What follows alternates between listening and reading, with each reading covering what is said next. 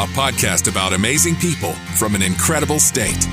Amazing Arizonans with Mike Broomhead. Another episode of Amazing Arizonans, and someone I love talking with each morning, and I know you love hearing, Jayme West from Arizona's Morning News. Hello, Mike. This is, I got to tell you. This is a new setting for us. I am so excited about this because I've gotten to know you over the last 5 years in 15-minute increments. Right? You know? Yeah. And you're so much fun to talk to in the building. You've always got a smile on your face. But I want to learn so much more about you in this career of yours. Okay. So let's start at the beginning. Let's start with before you even did it, when did you know that this is what you wanted to do? I got my first record player for Christmas when I was 8. And boy, I listened to the radio all the time. We were living in Tucson until I was about 10, and KTKT was the top. I'd order my Ronco records off of KTKT in Tucson. And then when we moved up to Pine Top Lakeside, which is where I went to junior high and high school, we had one radio station up there. So we listened every morning while we were getting ready for school, and they had the adventures of Chicken Man and, whether or not, school was called off for a snow day. You always wanted to know that.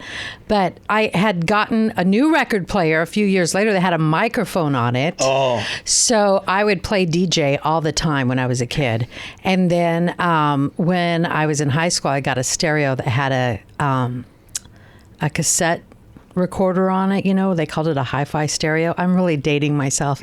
But I would tape my favorite songs and everything. And I was blessed to be able to finish all my high school credits before I was done with high school, but I wanted to graduate with my class because there were only 87 of us. It was a small school. And so we did have a counselor there, Coach Ray, and he's like, well, what do you want to do so we can try and fill the time of your last semester? And I said, I want to be on the radio. And so he organized something with KVSL in Show Low, and I started on the radio in Show Low while I was in high school, and it kind of took off from there. And just to give you an idea, at the time when it was really something for not only somebody of my age, but a female to be on the radio, because I didn't have any role models. I only knew of one other woman that was on the radio in Arizona. There may have been more, but I only knew of one of the DJs on KDKB was a woman. And so they're really, even in high school, you know how they do those little books or pages of what you're going to be when you grow up, what do they think you're going to be? Everybody said I was going to be Wolfman Jayme, because there was nobody else that was a famous, DJ. Now you're really dating yourself with Wolfman Jack. I know, right? So there was nobody else. I mean, so it was Wolfman Jayme. But interesting to note that our keynote speaker, our speaker at our high school graduation, was Mary Jo West, and she was a groundbreaker for women in broadcasting. She was the first female news anchor, and she was famous for that, not to mention the fact that she was extremely talented. So she was our high school speaker, and I came up to her afterwards and I said, I work at the radio station here in town, and this is what I want to do. And she goes, well, if you get down to Phoenix, you contact me. So, of course, I did not. I don't know why, but I did end up meeting up with her a few years later. Did she remember you? She did. After I introduced myself, she did. And we just have become such great friends. In fact, everybody asks if we're related. And so we just decided that we would be. So I call her Auntie Mary Jo. Nice. And I'm her favorite niece. Do you, in those early days, when you got a chance to be in a radio station, did you imagine then that you would have the career you've had? No. And just to give you a little idea of what it was like, it was a small radio station. We played 45 records. I was not allowed to play 2 female artists in a row. Wow. Yeah. And I hosted Swap and Sell or Tradio, and I played, I queued up and played the Howard Cosell and Paul Harvey, segments. And that's when Paul Harvey was doing the rest of the story? The rest of the story. And interesting, when I first started at KTAR, he came into the station because we did the rest of the story here at KTAR, but it was when we were 620 KTAR. Wow. And so that was in the late 90s. So, no, I had no idea. I mean, I loved radio. It's all I've ever wanted to do. And I've tried to do other things, but it just keeps drawing me back. So I just stuck with it. I did a little bit of radio in Southern California, and then up on the Olympic Peninsula in Bremerton, Washington. I was up there for a couple of years, but then I came back home. So I was only gone for about 5 years and got right back into it down here. My goal, now this is a teenager's goal, okay, as a radio geek, I wanted to do middays on KZZP. I mean, top 40 radio. That's what I wanted, right? So when I moved back down here to Phoenix, I applied at KZZP. And I got the job as a research director. And I thought, well, at least that'll get me in the door. I wanted to work for Guy Sapolian, who's the program director. My first day was his last day. Oh. He moved I got to work for him for one day, right? So anyway, the new program director, he was out of town, and the assistant program director had heard that I'd been on the air, for years. And so he's like, I'm going to give you a try while the program director's out of town. We're going to put you on overnights and see how you do this weekend. And he's like, yeah, you sounded really good. So they ended up moving me to nights. And then the midday host, Valerie Knight, who had been there for years, ended up leaving, and I got middays on KZZP. A year later, they changed formats. They ended up, everybody was let go except for me and another guy. And so we were there for about a year before I moved on. Now, this is the reason I moved on. I was told that I could do traffic AM and PM drive, which are the big time slots, right, on KTAR. So I'm like, well, yeah, because KTAR was like, powerhouse. That was like top of the ratings. I could be on morning and afternoon doing traffic, so I did. And that's where I met Detour Dan. And Detour Dan and I, 30 years ago, about 30 years ago, we were doing team traffic on KTAR. He was in the sky, I was on the ground. A few years later, I got hired on as a reporter here, having never been a reporter, but thank you, Andy Friedman, for the chance and the training. And within 6 months, I was Reporter of the Year for Associated Press. So, but I blame the people who helped me for that. So I blame credit. So I had a great program director at KVRY, which is what KZZP turned into. He helped me learn how to write news because I was doing some headlines in the mornings. And then Andy Friedman taught me how to be a reporter and use sound and write stories. And I found my niche. That was like, why haven't I been doing this all along? I love this. The people that I have been able to meet, the experiences I've had, the places I've traveled, and the events I've covered are opportunities that very, very few people get. I have been so blessed. I've talked to people that in radio that worked as hard as you've worked all these years, and I tell them I never want to tell you my story of how I got into radio. I literally had someone say to me, "You're pretty good at this. Do you want to try your own show?" Wow. I was a guest. Really? Yeah. It was a guy named Mike Barna. I don't know if you know Mike. Nope. It was at a station here in town. And I was a guest hosting with someone. I was kind of the sidekick. Right. And so I filled in, I did that. And so he gave me a weekend show. They didn't pay me, but I didn't have to pay for the time. Right. And then another station in town hired me to do weekends about 6 months later. And then fill-in work, and then full-time. But it was never something I chased. I fell in love with it. I remember the day, and I know for you loved it from the beginning. I remember the day that I thought, this isn't a hobby anymore. And I would be devastated if they took this away from me. Yeah. Because I just always figured they would hire a professional and just say, hey, it's been fun, and it would be a great story for me to tell. I would love to know, when you said just a moment ago, some of the stories you've covered and the people you've met, give me a couple of highlights. Places you've been. I can name a few, but I would rather hear yours. Places you've been and things you've done where you said, what am I doing here? Or this is amazing. Well, one of the funnest assignments I had, and I had to talk management into it, was I had the opportunity to ride in British Airways' new airplane direct flight from Phoenix to London. And they wanted to take a group of journalists so we could see it. And I was like, sure, I want to go, but how am I going to justify this time? So I found a great story. I found out that lettuce harvested in Yuma rides in the cargo area and is on store shelves in London the next day. And so I was following the lettuce. And then while I was there, I went into Piccadilly Square and I started interviewing people about what they thought Arizona was like. Because really, I wanted to know. I'm like, what do you think it's like? And I'll never forget the funniest answers. One person said, well, the men ride horses and the women cook beans. And another one said, it's so hot there, if you don't have an air conditioner, you will die.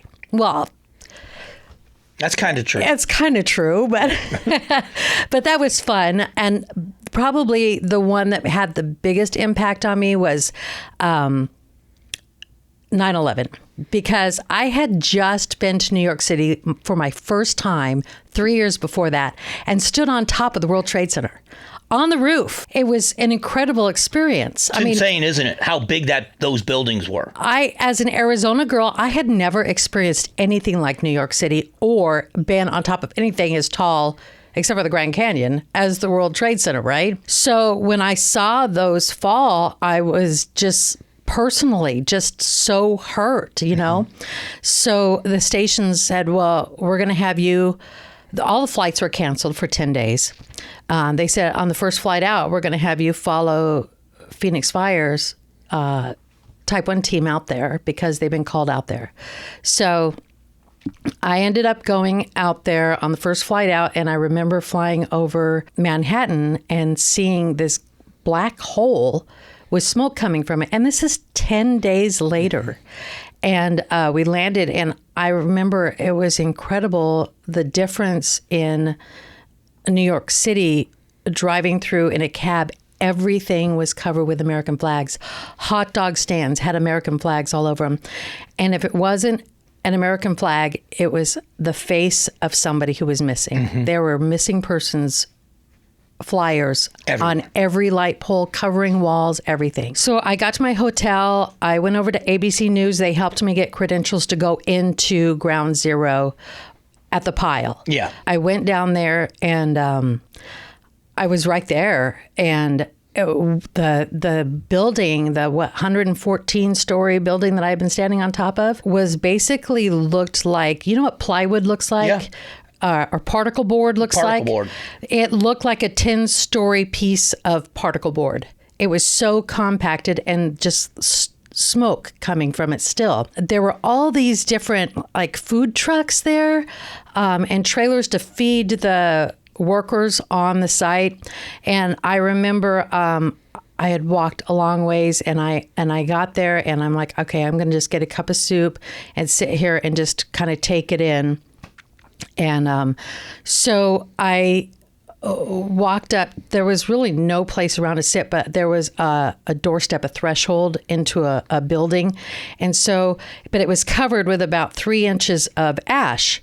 So I'm clearing off a place to sit down, and I sat down, and I'm like, I have these ashes all over. And it just hit me like, I don't know what these ashes are, you know? Yeah. It was just like, it was so sobering to see those ashes all over my hands and my pants and my jacket. And that was quite an experience. Yeah. So I went to the Javits Center. I saw how they had all of the different fire departments and rescue teams from around the country set up with their own camps inside the Javits Center. Right. So that was really interesting. And I ended up doing some really emotional interviews with some of our Phoenix team that was there about some of the things that they found and they saw, and it was just, that was probably the story that was the story of a lifetime. It really was, of the career. The stories of how the air tanks that they use for breathing begin to beep, and the rescue workers on top of the rubble that could hear the beeps, but they couldn't get in there fast enough to find. I have two friends that live here that are, one is a retired FDNY, and he went back to work, rescue work, and the other is the brother and best friend of two people that perished in the towers. His brother was a firefighter from Ladder 3, and that fire truck, Ladder 3's fire truck, is in that museum now. Wow. And his best friend was named Jimmy, was working for Cantor Fitzgerald, and they both died that day. And to hear the two of them talk about those experiences, my friend Mike, who was the one whose brother and best friend died, watched the towers fall from his office in Brooklyn. Really? And then he went into New York City, and he was one of the people going through the lists trying to find names. Went to his brother's firehouse, and I wasn't in the media business then, so I can't imagine trying to wrap your head around the big thing for me. The first big thing for me was Sandy Hook Elementary. I was doing afternoons and get ready to do a talk show, and I actually left the building and called. At the time, I was pretty close friends with Glenn Beck, and I called Glenn, and I said, "How do I go on the air and make any sense of this?"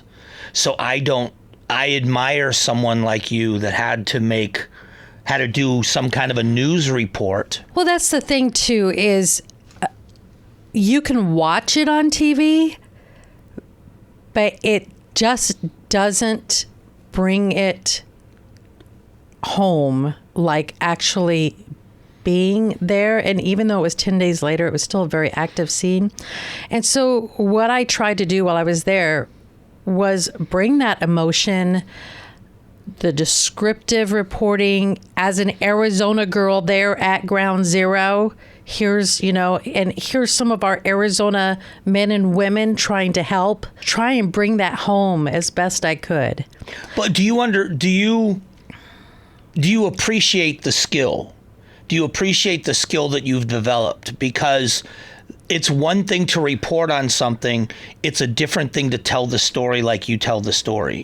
Do you appreciate the gift that you have in being able to do that? I think it's been crafted over time. I've had a lot of practice, Mike. I think one thing I am most proud of, though, is hopefully I've kept my integrity as a journalist, because although I have opinions, I have strong opinions about things. I hope that our listeners never knew what those opinions were by listening to my reporting or my interaction on the air. What that lends itself to, if you think about it, is if somebody that isn't, and I'm not just saying this because you're sitting here, there's a difference between, you could be a robot and just spew out information. Right. There's a balance of passion with being impartial. And there are very few people that can do that, especially for as long as you've done it. Well, there's also, we all have a common thread of what emotionally impacts us all as human beings, as Americans. So I think that you can have that emotional connection with your listeners without giving away your personal feelings. I can't. About what? Well, that's why you're a host and I'm a news person, right? Yeah. So yeah, but I think the one thing I guarded the most was my integrity as far as being a journalist, because once you really lose that and you lose that trust with the listeners, you can't really get it back. Yeah, I think I know you're right, and that's the balance. I don't know if in the world we're in today, where it seems like those two worlds are so intertwined, that line's been crossed, that people, I think they appreciate it even more when they're getting just information, but entertainment. And I know that's a horrible word to use, but people are not just you can read it on a page for just information. Right. delivering it with passion and delivering it with a great attitude. You're engaging. I listen on the way in the morning, and I love listening to you guys, and that's why, because it isn't just mundane. Right. There's a passion behind it. Right. Yes, there is a passion behind it. I mean, I'm a Valley resident. I'm an Arizona girl born here.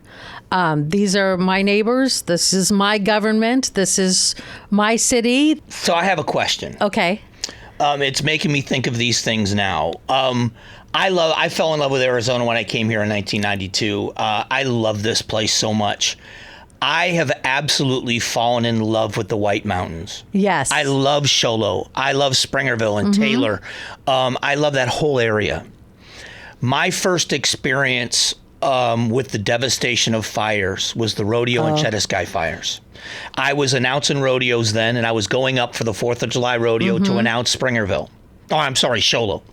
And we didn't know if the rodeos were going to happen or not because of those fires. Was it 4th of July? 4th of July. We went to that every year. Oh, did you go? If you went that year, I was your announcer. No, when I was growing up. Okay. Yeah, when I was growing up. It was in the new arena they had. They had just finished the arena, or maybe it wasn't that year, but it's the new Deuces Wild arena they have up in Show Low. It's the one with the leprechaun riding the bucking bull. But I love that town so much. But Did you go to the parade? What's that? Yep, yeah. Okay. And I remember driving up and going past Hebron Overguard and seeing the complete devastation. For someone who grew up there, how do you as a reporter try to explain what the place where you'd spent so much of your life had just been devastated by? Right, because I was worried about my grandpa. I was worried about my aunt and uncles. I was worried about my friends who lived up there. I think that added to my ability to cover it because I knew the area so well and I was able to describe things a little better knowing the area well. But I have to admit that after the fire was out, my first time driving up, I went up through Globe and I started seeing the scars. I started crying. But you know what? It didn't take long for that to all fill in. And even driving through Overguard the first time, going back through Payson, it was so heartbreaking. But now I drive through there and it's like, wow. Beautiful. You can hardly tell where it happened. But I don't know that people understand. I only knew because I had to be there. I was going for the rodeo. That they were preparing for the town of Show Low to be overrun by that fire. It got very close. It was, and then what was the relief part of it was, you know what that parade's like anyway. But then to have those firefighters and first responders in the 4th of July parade with that smoke still in the air was an amazing, I'm getting goosebumps just by getting to witness that parade. Yeah. I think there are still signs up there thanking the firefighters. Mm-hmm. Yeah. You were asking me about some of the stories that were most impactful.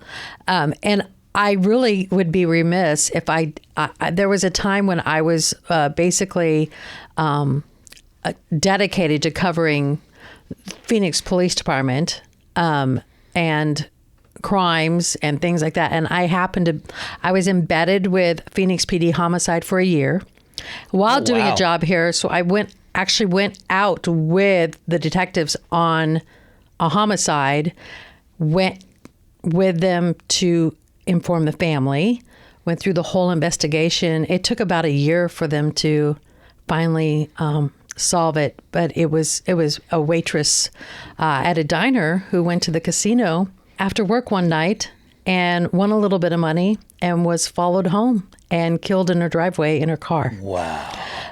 So I was there when they took the car to process it with the gloves on and digging around for bullets, it's gruesome. It was very gruesome.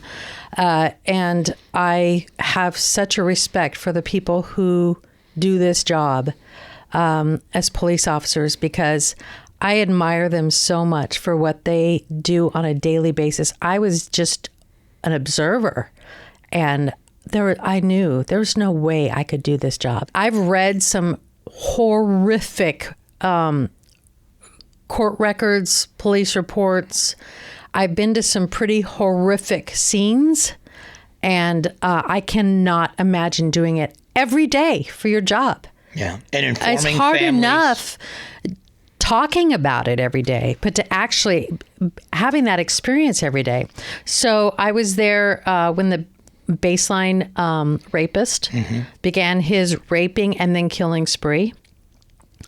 I wasn't obviously with him, but I mean, I covered it from the very beginning. The serial shooters. I started covering that when there were homeless people and animals being shot at. And then it was just thought to be random. But soon it became very apparent that this was a very organized. And then how they caught those guys. Oh, and Jim Cross and I we were both the morning show reporters at the time during this whole hunt for these people. I was doing interviews on national TV shows about it because it was so confusing to others to have the baseline killer and the serial shooters at the same time. It was such a scary time for people here in the Valley, too. People didn't want to go anywhere by themselves or anywhere at night. So that was a super interesting, that was an interesting time to be a reporter. I can only imagine how frustrating. There was an author, and her pen name was Ann Rule, and she had been a homicide detective in the Pacific Northwest. And she became a very well-known author, and she wrote books from a detective's perspective. So in the books, you always knew who the person was. Right. But the frustration of trying to find out who it was and then trying to prove it, and realizing the longer it takes you, more lives are at risk when you're dealing with a serial killer or a serial shooter. Right. The frustration those cops must have felt, and the pressure on them to solve the crimes. Yes, it was really, and I think this word is overused so much, but it was really unprecedented for Phoenix to have this type of crime spree. Somebody that you, when I say biggest name, or somebody that comes to mind that you interviewed in your mind that was the biggest name you interviewed, and somebody maybe that you didn't get a chance to that wish you had. If there is either of those. I got a chance, and I wasn't even a reporter there at the time. I was just, like I said, I think it was when I was at KVRY, and I was just doing news headlines in the morning. But I got invited to a dinner honoring Ronald Reagan over at the Point, Squaw Peak, I think it was. And I'm like, well, yeah, I want to go. So it's kind of a funny story. I took my best friend, who was 8.5 months pregnant at the time, and she was my roadie, and she carried my bag because that's the only way I could get her in. Right. So the two of us had dinner, and we sat with the Secret Service, some Secret Service guys for dinner, and they were sharing stories. They loved him. They loved Ronald Reagan. They loved hanging out with him. They loved watching football games with him on Sundays, and they absolutely adored this man.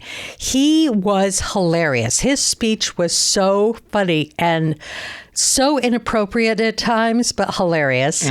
And the people that were there to honor him, one of the Beach Boys was there, Al Jardine, I think it was. He came up to me and he said, "I listen to you every day." And I'm like, I grew up with the Beach Boys. My dad loved the Beach Boys. And I'm like, one of the Beach Boys listens to me. This is so exciting.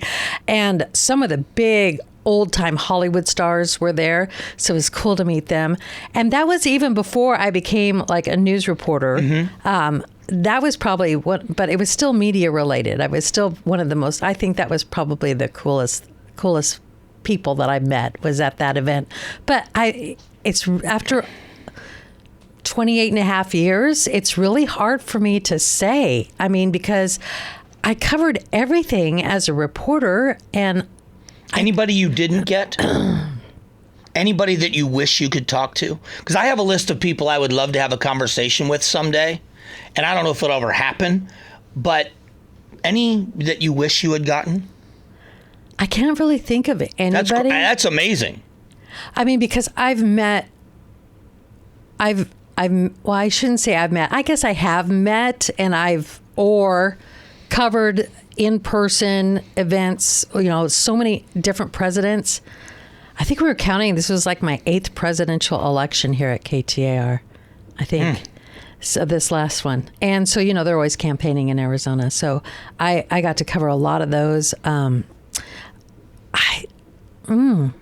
was really here during a time when Arizona had some real characters. Like Joe Arpaio, and then we had the whole Fife Symington thing going on. That was right when I first started as a reporter here. So I was doing a lot of coverage for ABC in New York. Also, because we had so much stuff going on in Arizona. So that was really, as a reporter, it was a really fun time. What did you think of the Fife Symington goof on the aliens? I know a lot of people who are mad. And the guy who played the alien was one of his PIOs, which is public information officer. So somebody that deals almost with died it all in the that time. suit. He's like 6'7", Bob Stein. And he is the nicest guy. I haven't talked to him in years, and I can't even believe they got him to do that. But I know a lot of the reporters. It was like at 5 o'clock in the afternoon. It was April Fool's Day, press right? Conference. Was it April Fool's Day? I don't think so. I don't know. I thought it was, so. but for people that don't know, at the same time, he called this. The governor called this press conference saying that because of the Phoenix Lights, right, that they had found the culprits. Right, and then he had one of his guys come out in an alien costume. And there were a lot of people that were really ticked off. And because some of the local stations had broke into regular programming. Right. That this was going to be a big deal. So here comes the governor that we found out who was responsible for the Phoenix Lights. Right. And here comes a guy in a rubber alien suit. Yeah, they weren't happy. It was, looking back, it's funny. I got to get a drink. But looking back, it's funny. But at the time, that was not amusing. So, and that whole Phoenix Lights thing, excuse me. That I had just started, that was in 97. Yeah, I was new here. I just started at KTR in 96, in June of 96. So that was also one of my big stories. I'm telling you, it was a perfect time to become a news reporter at KTR because we had some crazy stuff going on the first few years. Well, I still, just so you know, I've had the privilege, I've had lunch with Fife Symington a couple of times and his son. I have seen him a few times since then as well. Very interesting people. Yes. Very nice man. Very nice. Still thinks that was hilarious. Yes, he has some sense of humor. But I know, I've always gotten along well with him. Thought he was a good guy. When you look at, I've watched a lot of changes happen just in my time. Now, I started full-time in 2009, which 15 years. And I've watched a lot of changes in the industry, but I'm not an industry person. I didn't grow up in the industry. I didn't know what a cart was. I had no idea what any of that stuff was. Nobody knows what a cart is anymore. But people that talk about it in the business do. Right. I still have a splicing bar in my drawer. But the changes in the industry and the young people that are coming in, one of the things I love it is the young people we have from Cronkite that come into this building, and watching some people come in here as college students, right, and watching them work with you and Jim Cross and others that are such pros in this business and try to mix the 21st century technology, the dinosaurs with the young guys. but it's still the same industry, but they've got all these tools that you never had younger. Yeah. Do you like that? I have never been a fan of video. So otherwise I would have gotten into TV. Which tells you how much she loves me to do this. Right. I like the mystery of radio and creating the images with your words and the sound you use. Theater of the mind. I love that. It's like magic. Do you have people that have met you for the first time that tell you that you don't look anything like they thought you were going to look like? Well, yes. I've gotten blonder as I've gotten older, but when I was a reporter and stuff, I'd have people say, I always thought you were blonde. I'm like, I don't know how to take that, but thank you. Yeah. I was at an event for a client years ago, and a woman approached me and said, my mother wants to meet you. And she was such a nice older lady, very nice old lady. But she walked up and introduced herself, and I said, it's a pleasure to meet you. And she said, you sound taller. Yeah. Isn't that funny? And so I thought, all right, is she criticizing my lack of height, or is she complimenting my big sounding That's like voice? me. I hope they think I sound thinner, It's Well, it's funny you say that because every one of us, I grew up as such a radio fan like you were. I still remember I would listen at night. I would sneak my radio and listen. Yeah. I wasn't supposed to. And the guy that did overnights at the top 40 station was a guy named John Lentry. I've actually tried to find him now that I'm in this business. I wonder if he's still alive. Jumpin' Johnny Jive was his name on the air. And they played top 40 music, and they would have these contests where he would ask a trivia question, and you call in, and whoever called in with the answer first won a bumper sticker from the radio station. I must have had 50. I had a stack of them. And he would recognize my voice when I would call it. It happened so often. But I'll never forget, I have no idea what the guy looks like. In my head, I had an eye picture, but I don't know what he really looked like. But I had this whole image in my head of this guy. I don't think we'll ever get those days back. Yeah. Now that we have YouTube and social media and everything is multimedia, our websites and everything, that mystery, that mystique, that magic, I don't think you'll be able to recreate that. Yeah, but is there an advantage? Not an advantage. Is there a difference and also a plus maybe? What I like about it is the ability to be anywhere somebody wants to watch or listen. So I like that. Yeah. And I also like the fact that the information coming in can come from so many more sources into the newsroom. It helps us cover so much more because we have so many more sources, of information into the newsroom. At the same time, there are so many more sources for people to choose from. So I think you still need to pay attention to how you're presenting it to make it the most interesting, the most accurate, and to keep people's attention because they have so many other choices. And I think that's one area where, and I'll just say it, I think that reporters nowadays are being asked to do too much. And the product itself can really suffer because of that, because there's not a lot of focus anymore on the creation behind it, the production behind it, the writing, the sound, because now I've got to not only write, for the radio, I've got to write for my social media accounts, and I've got to write for our website, and I've got to write for, you know what I mean? It's like, I've got to do all this stuff just for this one story instead of focusing specifically on my radio. And see where portion. I'm on the opposite side of that in this sense, that I came here and the news team, you, Jim, everybody in that newsroom, have so enhanced what I do because now when I have a guest on the show, that story lives longer than that segment. Yes. So for me, what you're saying, I think you're 100% right about that and putting too much on someone's plate. But for me, to know that after I talk to a guest, somebody in the newsroom writes a story about it and puts in an audio bite, that video clips are being, handled by Patricia or somebody else, and they go on social media, and now you can see the guest on social media. So I've had the advantage of having what I do in these little pieces live longer and get bigger in different places.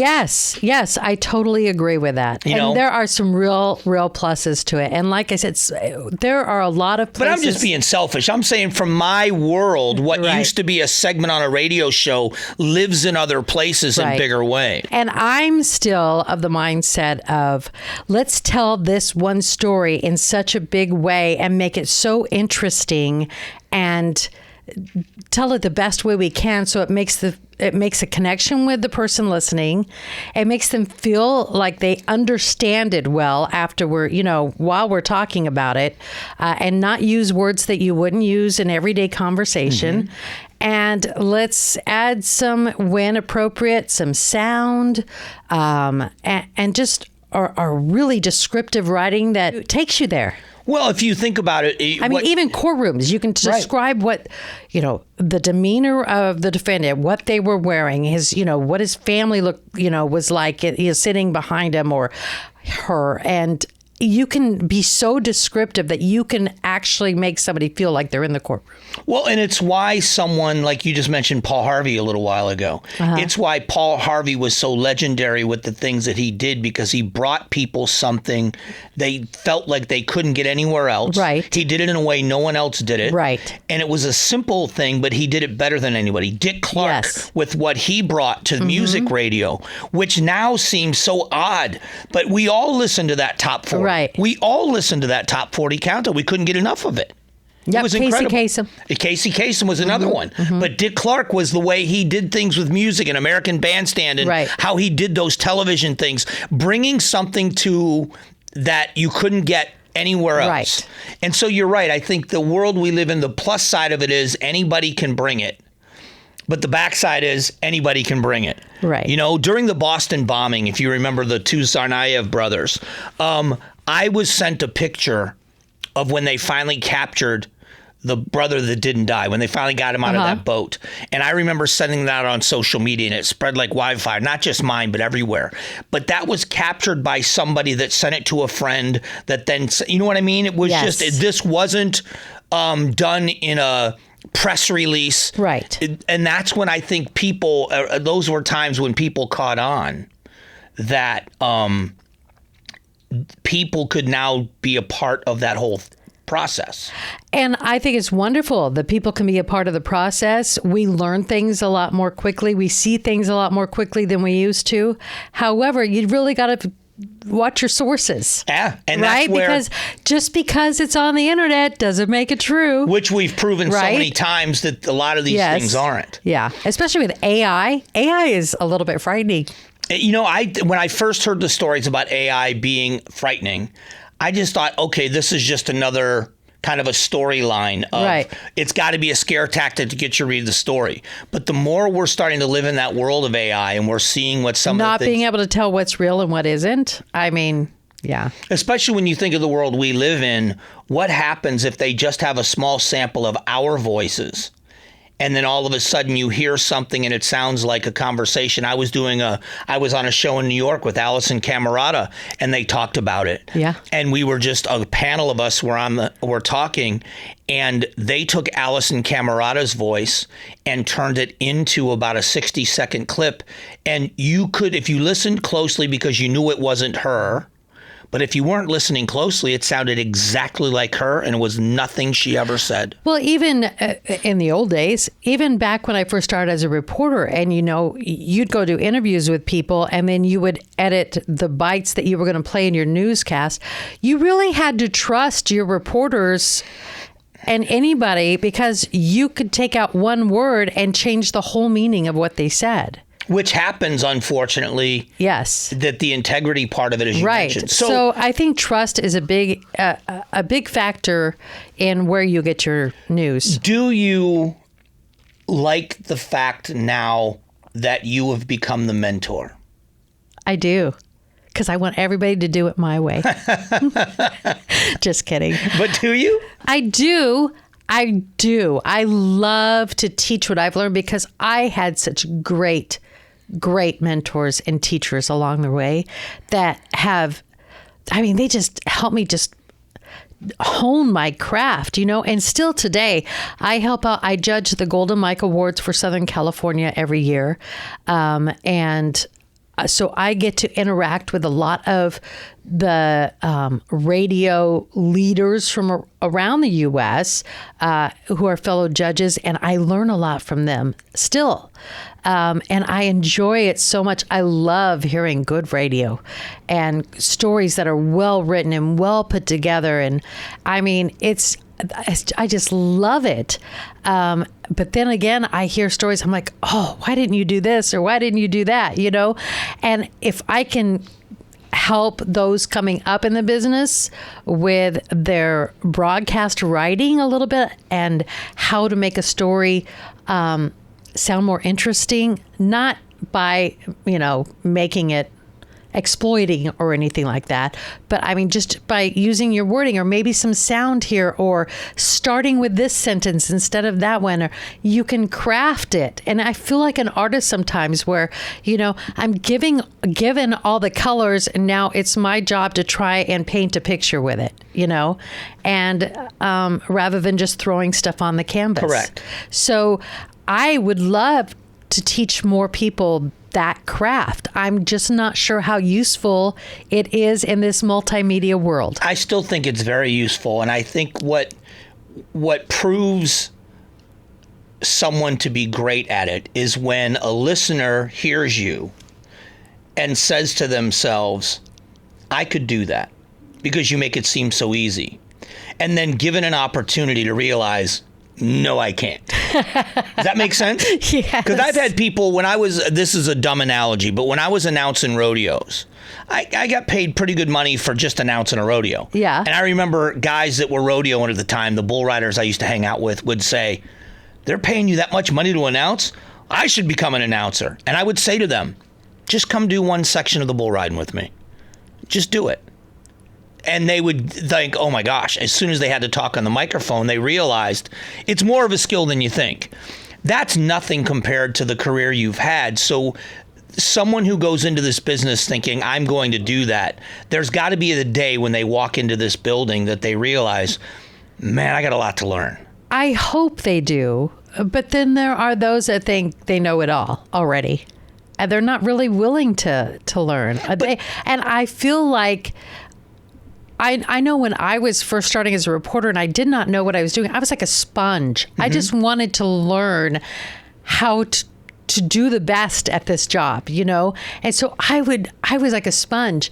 And still, it just is a matter of practice. It's not something that you have instantly. And you've got to be very critical of yourself.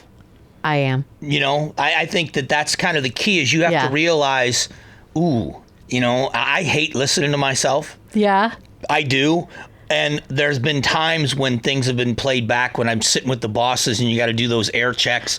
I've listened to things and thought, man, I wish now after hearing that, I wish I had done that differently. Right. And I think that's part of, again, that desire to just always wanting to be better.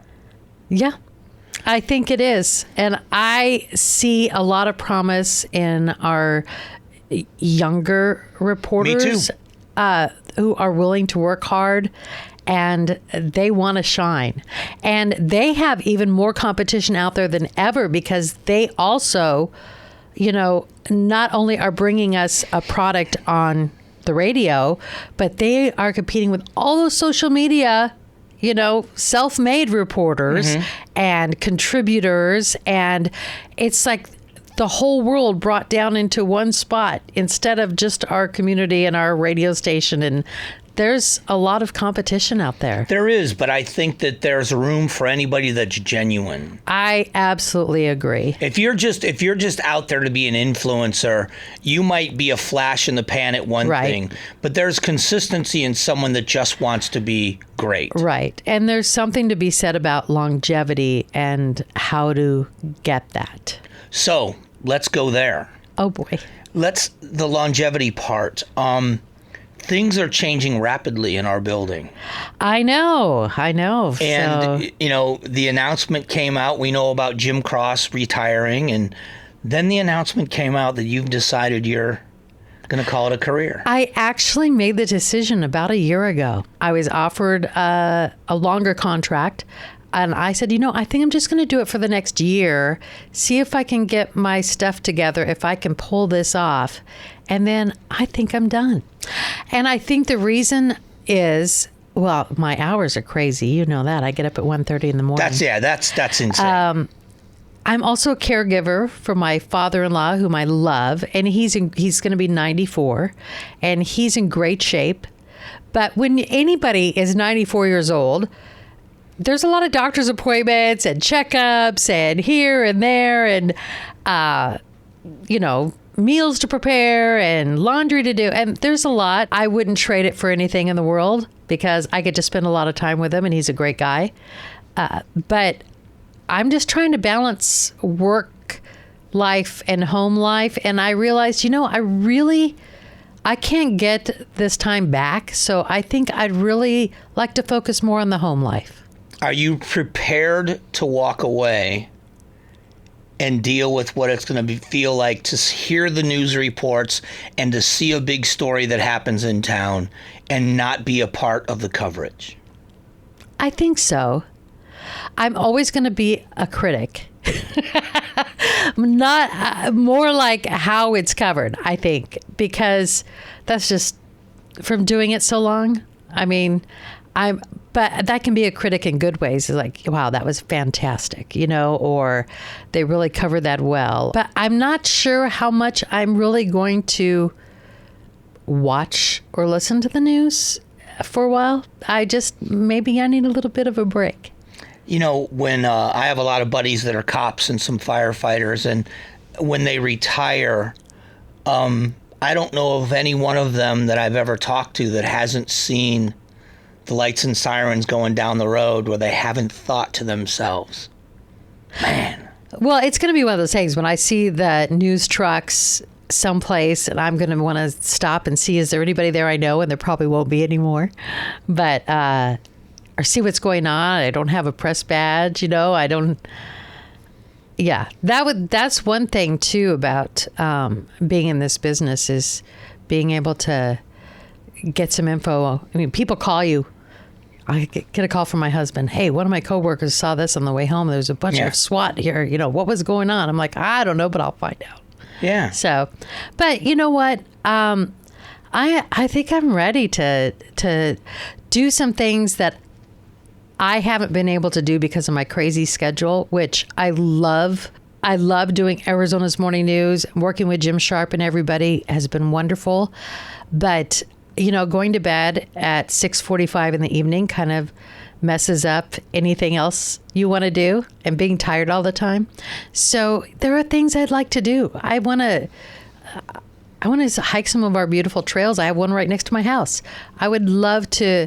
I know this is going to sound weird, but there's a group of women friends that have a Bible study once a week that I can't go to, that I would love to do in the middle of the week and see them. I don't see a lot of my friends. So my mom and my dad, they both live out of town, and they're both getting older. And so I would like to spend more time with them. These are things that I have the ability to do right now that I may not be able to do in a few years. Yeah. So I want to do them now. It's great to have something to look forward to. Yes. And so to hear you talk about what you're looking forward to, the idea of leaving something better than you found it. Do you realize how much of a true statement that is about what you're leaving behind? I have never thought of it that way. I hope so, but I never. But Jayme, I never thought about that. I know that you're by nature. You strike me as a humble person by nature. That you don't consider those kind of accolades. But I don't. The conversation about who is going to replace Jayme on Arizona's Morning News, that conversation with anybody, it always begins with, well, you can't replace Jayme. I hope you mean that in a good way. They do mean it in a good way. They mean it in a great way. So it's another chapter, but the idea... That makes me so uncomfortable, because you're right. I don't think of myself that way. I'm like, who would really care? But there are people in every industry, and there are people in every town. There are people that are held up in the highest regard.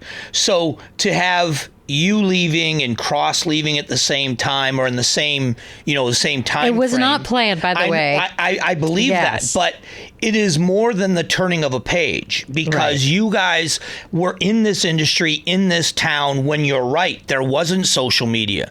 That theater of the mind and bringing a story alive, and some of the biggest stories, the fires that have happened, and the Yarnell Hill fire and the tragedy there, you with 9/11 and these other stories.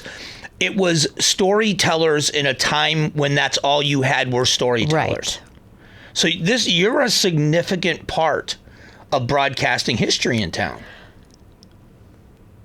I've never thought of myself that way. And it's odd to me that you don't. It is, just because... I'm just Jayme. But when you're in the middle of it, I guess when you're in the middle of it, you're just doing it. I'm just doing something I love to do. Is there? I don't do it to be a famous person. That's the last thing I want. I don't like attention.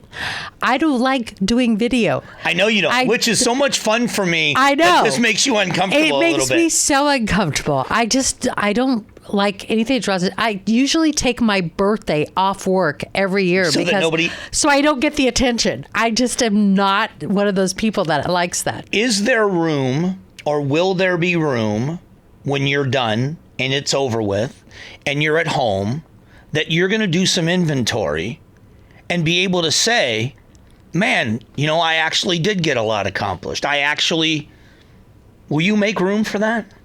I hope that I impacted lives in a positive way. I hope that some of the stories I told made a difference.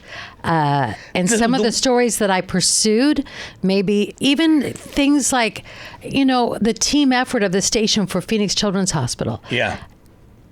I was silent witness. I've done for over 20 years, with being able to sit down and put my arms around a mom who wants to find the killer of her 13-year-old son, and we've kept in contact. I hope giving them a voice, giving other people a voice for good. I hope I've been able to do that. It's amazing that you keep using the word hope, like you hope. You've done all of that and more. I mean, I've been such a fan of really good people in this industry because of the goofy way that I've come into it. And I've had the privilege of working with some of the best in the industry. None better than you. Nobody, in my opinion, no one better than you. You are on top of that Mount Rushmore as anybody else in this town. So I'm serious. So when you say that, it makes me, I know it comes from a good place, but I hope that you are able to take in the enormity of what you've accomplished. Because like you said, you started out, there were almost no women doing this. Right. And you haven't taken that as a novelty. You've turned that into a career where you are going to be remembered as one of the best, not best women, one of the best to ever do it in this town. Thank you. Thank you. I don't even know what to say to that. I think it's amazing. I think what you've accomplished is amazing. It has been so good to work with you. I walked into this building realizing 5 years ago that I'd never worked with I've worked with news people. Right. Real news people. I'm not denigrating them, but not a real news team. If that makes sense. Right, yes. There's a difference. Right. We had a great news director. Her name was Melody Burkett, where I worked before. I know Melody. She was terrific. She was terrific. And I've worked with some people that did the news and were really good at it. But it wasn't the same scenario with a news team where the people were focused on delivering a really good news department where it was a whole team effort, reporters, and you guys are terrific at it. And being a trusted voice is the big priority, you know? Yeah. Arizona focus and being a trusted voice. Because like I said, when we began this conversation, once you lose that trust, it's really hard to get it back. It is. And you've done a great job. Well, listen, I appreciate all this time. I was like, I'll go in there for maybe 15 minutes with Mike, and that's going to be too long. I think we've been sitting in here for a long time talking. It's been almost an hour. You have been a tremendous host, and you're a great interviewer. So I'm not used to be sitting in this seat. So. And there's that weird thing about me is I like the uncomfortable moment. I like that you're not exactly comfortable. Well, then I hope you're happy. I am thrilled. I am absolutely thrilled. So thank you again for doing this. I appreciate it. Thank you. And it's been a pleasure working with you. We'll stay friends. And this Amazing Arizonans podcast is designed for these specific stories. And you're not going to find a more Arizona, bigger story, better story than Jayme West. And thanks for watching. Thanks for watching. Catch up on Amazing Arizonans, a KTAR News podcast, and click the button in the middle to subscribe.